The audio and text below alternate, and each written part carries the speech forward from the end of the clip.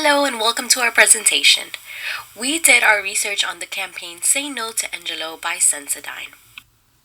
So first off, we'll start with the situational analysis. So our Sensodyne campaign, Say No to Angelo, had a couple of problems to solve and opportunities in the Southeast Asia region. Studies discovered by Sensodyne and GSK found that 9 out of 10 Filipinos had an issue with sensitive teeth. The citizens of Malaysia, Indonesia, and the Philippines had a problem with finding affordable products that helped with their sensitive teeth. Sensodyne and GSK took that opportunity to start an advocacy campaign with their toothpaste and launch of their new mouthwash. Their products had a relatively high demand in Southeast Asia, so they took advantage of that with their PR campaign. For our SWOT analysis, we'll start with the strengths of Sensodyne. According to Sensodyne, their products are clinically proven active ingredients to help relieve sensitivity within 2 weeks and do not use stannous fluoride, which may produce surface staining of the teeth. It's the number one dentist recommended brand for sensitive teeth and mouthwash that helps protect against cavities, mainly healthy teeth and gums. Some consumers don't believe that Sensodyne can be a regularly used toothpaste because it helps with sensitivity. They believe you use it to solve your sensitivity, and once that's solved, you don't use it again, but it can be used every day as a basic toothpaste.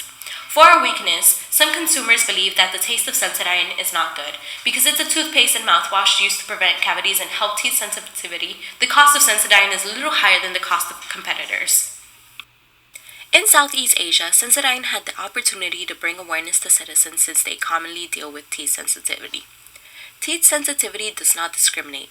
Any person, regardless of age, class, and color, could have teeth sensitivity. So the market for Sensodyne is huge, not just in Southeast Asia, but generally anywhere. Sensodyne has a unique product that is very unlike its competitors. This product does not just clean teeth, it protects teeth, which is what consumers like about it. Unfortunately, Sensodyne could be easy to copy. A competitor could evolve and easily do something like it. As said before, many consumers see it as a fixer-upper toothpaste and not as a toothpaste used for regular use.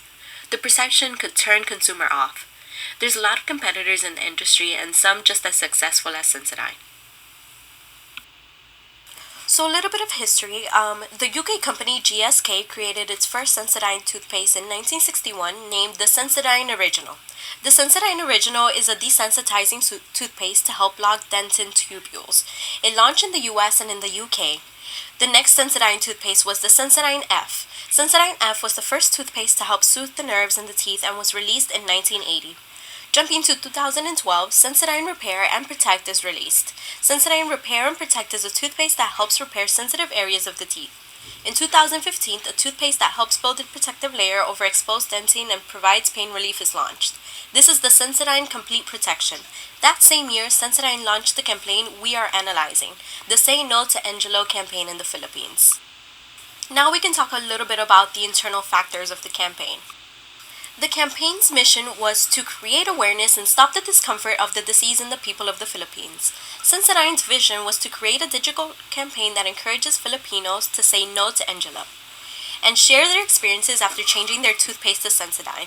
And in the process, have these people share the little moments that they now enjoy by having sensitivity-free teeth. The Say No to Angelo campaign's values are to help people with pangingelo to help enjoy the simple pleasures like eating ice cream or drinking soup without having pain again. Now we can move on to some external factors that played into our campaign. The Philippines govern under a multi-party system democratic government. This is where the president is both the head of the state and federal government. The Philippines' current president is Rodrigo Duterte. He will have a limit of 2 4-year terms. The Philippines have 3 branches of government, much like the US, with a legislative, executive, and judicial branch. The Philippines has achieved notable economic expansion, mostly driven by their economy's strong export performance. 2 areas where their economy is currently thriving is through their agriculture and industrial production. With agriculture, a lot of their trading comes from sugarcane, coconuts, rice, corn, bananas, pineapples, and so much more. And through their industrial production, it's a lot of electronics, apparel, shipbuilding, and through this, it's a lot of electronics assembly, footwear, wood products, and petroleum refining as well. The media environment in the Philippines is really interesting. The radio has the biggest audience with 85%, followed by television at 74%, and then print at 32%. Implemented with their radio is a public service program that allows listeners to call in to complain about a problem in their neighborhood. Another big issue that we found with the media environment is that despite their progress achieved by the media, there are still many areas where it has not been able to provide a fair and balanced coverage, mostly in the economic, ethnic, and regional issues part. This is mostly due to the hate speech that is being kind of directed towards these journalists. This is a big challenge that they face with the media in the Philippines. There are a lot of effects also linked with problems such as attacks against and murder of journalists. So it could be that journalists are afraid to cover these areas due to the reaction that their public might have in regards to them. And also, unlike many countries, there is no body of laws in the Philippines that may be called media laws. So instead, other laws kind of apply to mass media as well to other groups and persons. So there's really no law structure when it comes to media in the Philippines. It's safe to say that the cultural environment in the Philippines is very structured on previous influences. So for more than 3 centuries, Spanish was their official language when they were under Spain's colonial rule. It was spoken by 60% of their population as either a first, second, or third language in the earliest 20th century. In 1939, the Tagalog language was named their national language, and presently their constitution names Filipino and English as joint official languages. And currently, Philippines is the third largest English-speaking country in the world. A lot of the Filipino influence comes from the Spanish culture and from when they were owned by Spain. Their architecture shows a lot of Spanish influence, and a lot of the Filipino people practice the Christian religion as well, which is very common for the people in Spain. Filipinos also had very little sense of their national identity until the revolutionary period of the 19th century. The word Filipino actually didn't even refer to their native people until the mid-19th century. What we also find was very interesting was that Filipinos are known for their smiles, yet they have a lot of dental issues, which is kind of how this campaign came about as well. So it's very interesting to find that although they are known for their great smiles, dental care is not really a priority in their culture, considering that 98% of children aged 3 to 5 have been found to have dental cavities, and that 20% of their 6-year-olds have never even been to a dentist. So a little bit of history about the Southeast Asia territories. A quick fun fact is that the term Southeast Asia has only been around since World War II. Before that, each country in that area was known as its own entity. So here we have a timeline kind of the history of the Southeast Asia territories. So in 1946, the Republic of the Philippines attained its independence. In 1948, the British ruled territories on the Malay Peninsula except Singapore formed the Federation of Malaya. In 1949, Indonesia declared its independence shortly before Japan's surrender. In 1957, the Federation of Malaya became independent, and in 1963, Malaysia was formed when the former British colonies of Singapore joined the Federation. So now we're going to look at the audiences that Sensodyne has reached through this campaign. Tooth sensitivity does not discriminate. GSK and Sensodyne hope to reach the citizens of Malaysia, Indonesia, and especially the Philippines who deal with high levels of teeth sensitivity. Since Sensodyne is affordable, yet still a bit more expensive than most competitors, Sensodyne marketed toward people with a mid to high income. Since the campaign conformed its dialect and messaging toward people of Asian descent, they would also count as the audience, and obviously those with sensitive teeth. The primary audience includes the chairman of the company, its board of directors, their shareholders, their employees, and consumers who want the products. The secondary audience consists of the media and trade partners who will promote the products.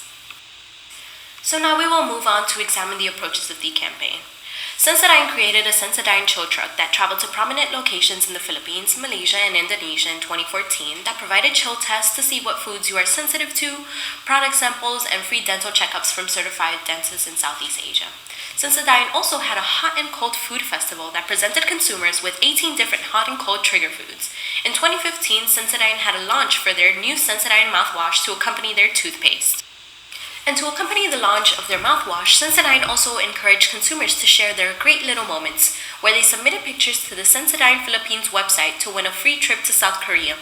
To help the digital campaign, Sensodyne brought famous host and actor Luis Manzano to promote it, and also do a video explaining foods that trigger teeth sensitivity. So let's look at the overview of the campaign. The hashtag Say No to Angelo had a tagline that read, "Great little moments, enjoy them like you used to." The purpose of this campaign was to really put a focus on people with pangingelo, which is a condition of dentine hypersensitivity. The creators of this campaign saw how this condition held people back from living life to the fullest and being able to enjoy the little moments in life, such as going out to eat with friends or just enjoying everyday moments without dealing with pangingelo. The key messages of this campaign were to encourage consumers to not allow pangingelo to hold them back from the little moments and to just enjoy their lives. They encourage consumers to do this by making small changes in their oral care regimen, such as using Sensodyne, which they believe can really make a difference. This message drives urgency to the Filipinos to treat dentine hypersensitivity and not ignore this popular condition. So when looking at their goals, strategies, and tactics, we identified two main goals of this campaign. The first goal was to encourage consumers to use Sensodyne products to treat pangingelo. Their strategy was to create an opportunity for consumers to share their own personal experiences with Sensodyne for others to see. The objective of this strategy was to increase social media impressions through the hashtag Great Little Moments. The tactic they employed was their Great Little Moments digital campaign on Sensodyne Philippines website, where consumers could upload a photo of their great little moment after using Sensodyne for a chance to win a trip for two to South Korea. Their second goal with this campaign was to educate Filipinos on their options for treating pangingelo. This was huge because they felt not enough Filipinos with pangingelo knew the extent of their condition and their options for treating it. Their strategy was that GSK team up with the Philippine Dental Association to promote the new affordable toothpaste called Sensodyne. Their objective was to partner with 2,000 dentists from the Philippine Dental Association to lead the charge on educating patients on means to alleviate pain from sensitive teeth. The first tactic they employed was creating an advocacy campaign called Say No to Angelo to help promote Sensodyne to Filipinos with pangingelo. Their second tactic was placing a popular celebrity, Luis Manzano, who is a Filipino TV host, model, and actor, as the face of the campaign to draw attention. Within the campaign, the Sensodyne Chill Truck traveled to 33 high-traffic locations in Malaysia and 30 small villages in the Philippines in 2014. The mouthwash launch occurred in 2015. You can still see the Say No to Angelo campaign today. The PR value of the campaign was $1.8 million. So now we move on to evaluations and stewardship efforts. The campaign had about 50% of sensitive sufferers switch to sensitive toothpaste after exposure and an overall consumption growth of 41%. The Great Little Moments campaign was launched in 2015 by Sensodyne Philippines. The company encouraged customers to write about and share their experiences with Sensodyne products and post it on their website in order to enter a contest. The winner received a trip for two to South Korea. The campaign was led by brand ambassador Luis Manzano. Manzano is a very well-known actor and celebrity in the area. The company also created a YouTube account in which they shared videos with consumer reviews of the products. The customers shared the specific stories of what experiences the Sensodyne products have allowed them to be able to enjoy. The account also posted videos of dentists explaining how the various products work and the many benefits that they offer. Some of the current events affecting how public relations is practiced in the Philippines is the role that the Catholic Church is playing in the anti-drug war at the moment, the rapid industrial growth of Japanese companies in the country as well, and also the controversial anti-drug plans of President Rodrigo Duterte. Public relations in the Philippines began with many Western influences, but has since evolved into its own unique practice. Practitioners place great influence on strategic practices, being faithful to their culture and promoting their own professional organizations. An example of this would be the phrase, "Suntok sa buwan," which translates to a jab at the moon and represents the humble beginnings of PR practice in the country. Currently, the Public Relations Society of the Philippines is the country's main organization for public relations professionals. So we're going to go ahead and analyze a couple of web pages that we found during our research of the campaign. So right here we can see the official press release of GSK acquiring full ownership of Indonesian consumer healthcare businesses. GSK is one of the world's leading research-based pharmaceutical and healthcare companies. It was very important for them to acquire ownership of this emerging market. In this ad, you can kind of see where Sensodyne goes ahead and targets the people that are having issues with teeth sensitivity in regards to eating popsicles and stuff. So you can see the caption on here is "Enjoy without Angelo?" ? Kind of trying to target all of the people that are having issues with pangingelo. Sensodyne was featured on a few beauty and lifestyle blogs. One of them spoke about their experience at the campaign launch, and others wrote about how finally there's a way to stop discomfort in their daily lives. These positive reviews show how impactful the campaign was and reflects the relief the campaign intended for their audience to feel. And here we have a screenshot of the Sensodyne website, which kind of just provides some more information about their toothpaste and other products, and gives a little bit of a kind of like self-diagnosing information so that people that go onto their website can see if they should switch over to Sensodyne and if it's something that would work for them. The circuit of culture consists of 5 moments in a process that work in concert to provide a shared cultural space in which meaning is created, shaped, modified, and recreated. The moments include regulation, production, consumption, representation, and identity. Regulation consists of Sensodyne's free dental checkups from Southeast Asian dentists, toothpaste and mouthwash, also dentist recommended. Production includes the marketing and PR of Say No to Angelo, the Sensodyne mouthwash launch party, and the Hot and Cold Food Festival. Representation is the tooth sensitivity in the Philippines, Malaysia, and Indonesia. Consumption contains the Philippines Sensodyne website, their Facebook, and the hashtag Great Little Moments digital campaign. Identity includes Luis Manzano, any tooth sensitivity sufferers, the Philippine Dental Association, and the Indonesian Consumer Healthcare. So, when evaluating the campaign overall, it's safe to say that it exceeded expectations. The campaign received gold in the Southeast Asia PR Campaign Awards. Sensodyne was able to hit its highest ever overall consumption growth.